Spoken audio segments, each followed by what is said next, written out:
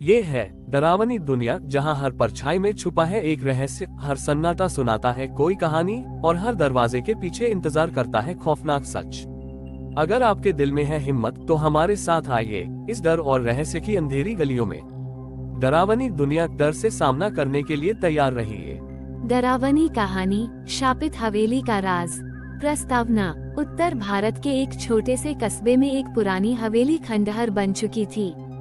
कहते हैं वहाँ से रात को औरत के रोने की आवाजें आती थीं।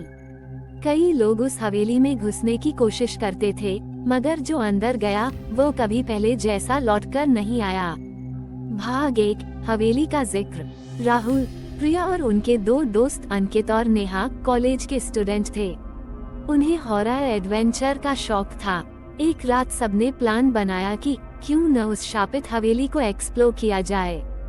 गांव के बुजुर्गों ने मना किया, उस हवेली में मत जाना बेटा, वहाँ औरत की आत्मा है जो किसी को भी नहीं छोड़ती।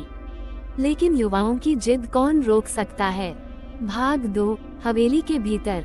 रात के 12 बजे चारों हवेली पहुँचे। दरवाजे की जंग लगी कड़ियाँ चर्र चर्र की आवाज कर रही थीं। अंदर जाते ही चारों को बदबू और सन्नाटा महसूस हुआ।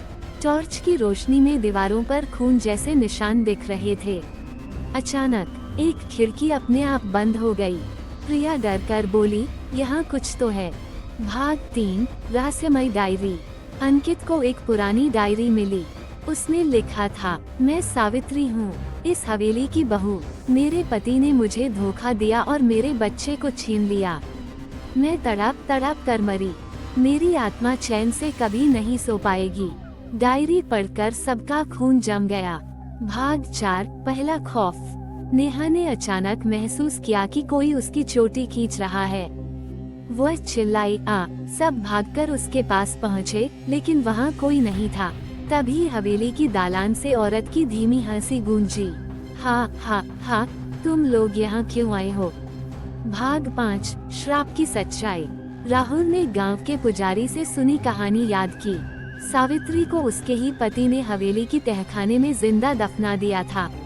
तभी से उसकी आत्मा वहां भटक रही है और हर आने वाले को अपना शिकार बनाती है।